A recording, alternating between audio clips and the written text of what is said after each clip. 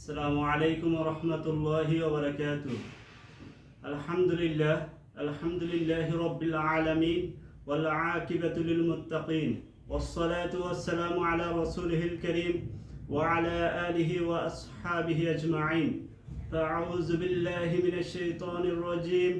বিসমিল্লাহির রাহমানির রাহিম।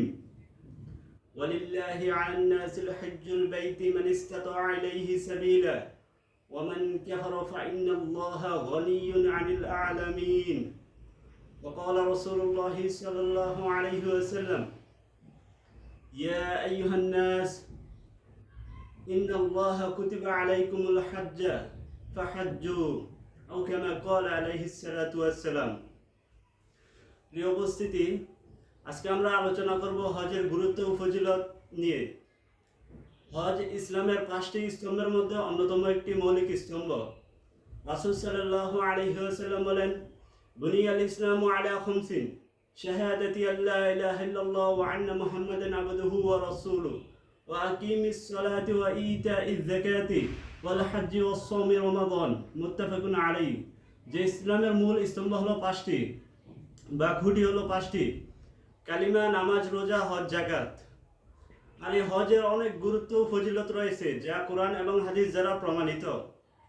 আল্লাহ তাআলা সূরাতুল বাকারার 196 নম্বর আয়াতে বলেন, ফাআতিমুল হজ্জ ওয়াল উমরাতা লিল্লাহ, যে তোমরা আল্লাহ তাআলার জন্য হজ এবং উমরা পরিপূর্ণ করো।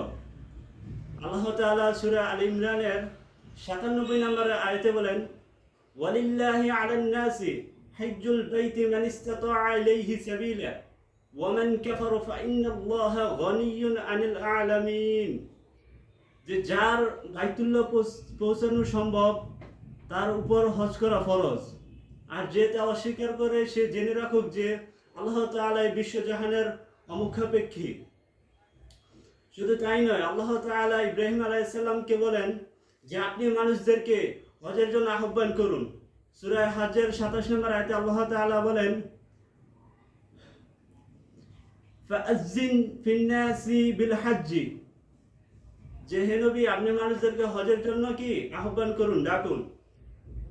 মুসলিম শরীফের হাদিসে রাসূল সাল্লাল্লাহু আলাইহি ওয়াসাল্লাম বলেন, ইয়া আইয়ুহান নাস ইন্নাল্লাহা কুতিবা আলাইকুমুল হজ্জ ফাহাজ্জু, যে হে মানব সকল, আল্লাহ তাআলা তোমাদের উপর হজকে ফরজ করেছেন, সুতরাং তোমরা হজ করো।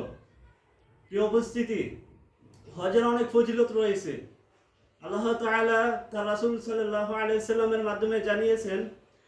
বুখারী ও মুসলিম শরীফের হাদিস, রাসূল সাল্লাল্লাহু আলাইহি ওয়াসাল্লাম বলেন, মান হাজ্জা লিল্লাহ ফালাম ইয়ারফুস ওয়া লাম ইয়াফসুক রাজাআ কায়াউমিন ওয়ালাদাতহু উম্মুহু, যে ব্যক্তি আল্লাহ তাআলার জন্য হজ করলো এবং সমস্ত পাপাচার ও অন্যায় থেকে বিরত থাকলো, সে ওই দিনের মতো ফিরে আসবে যেদিন সে তার মায়ের গর্ভ থেকে তার মা তাকে প্রসব করেছে। সুবহানাল্লাহ। অর্থাৎ তার জীবনের সমস্ত গুনাহগুলি মাফ করে দেওয়া হবে। শুধু তাই নয়, রাসূল সাল্লাল্লাহু আলাইহি ওয়াসাল্লাম ইবনে মাজাহ শরীফের হাদিসে বলেন, যে ব্যক্তি হজ করার ইচ্ছা করে সে যেন তা তাড়াতাড়ি করে ফেলে, কেননা সে যে কোনো সময় অসুস্থ হয়ে যেতে পারে অথবা বিভিন্ন সমস্যার সম্মুখীন হতে পারে।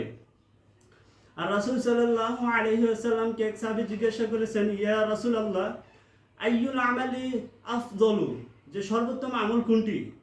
তো রাসূল সাল্লাল্লাহু আলাইহি ওয়াসাল্লাম বলেন, আল ঈমানু বিল্লাহি ওয়া রাসূলিহি।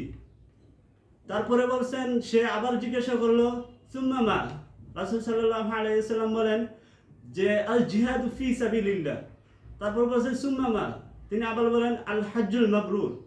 যে রাসূল সাল্লাল্লাহু আলাইহি ওয়াসাল্লামকে এক লোক প্রশ্ন করছে যে রাসূল, সর্বোত্তম আমল কোনটি? তো রাসূল সাল্লাল্লাহু আলাইহি ওয়াসাল্লাম বলেন যে আল্লাহ তাআলা এবং তার রাসূলের প্রতি ঈমান আনা। তারপরে সে লোকটি আবার বলল যে তারপরে কি? তিনি বলছেন আল্লাহ তাআলার রাস্তায় জিহাদ করা।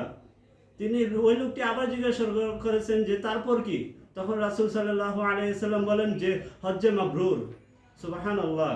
তো রাসূল সাল্লাল্লাহু আলাইহি ওয়াসাল্লাম আরেক হাদিসে বলেন যে আল হজ্জুল মাবরুরু জাযাউন লাইসা লাহু জাযাউন ইল্লাল জান্নাহ।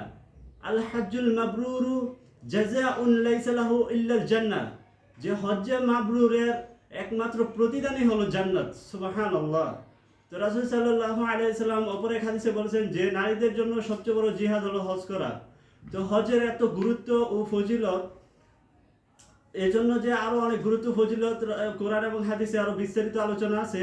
তো আমাদের উপর আল্লাহ তাআলা যাদেরকে অর্থ দান করেছেন, নেশাব পরিমাণের মালিক আছি, আমরা সবাই আল্লাহর এই পবিত্র হুকুম আমরা পালন করব, আমরা বেশি বেশি হজ করব এবং উমরা করব। আল্লাহ তাআলা আমাদেরকে বেশি বেশি হজ করার, উমরা করার তৌফিক দান করুন। ওয়া আখিরু দাওয়ানা আলহামদুলিল্লাহি রাব্বিল আলামিন।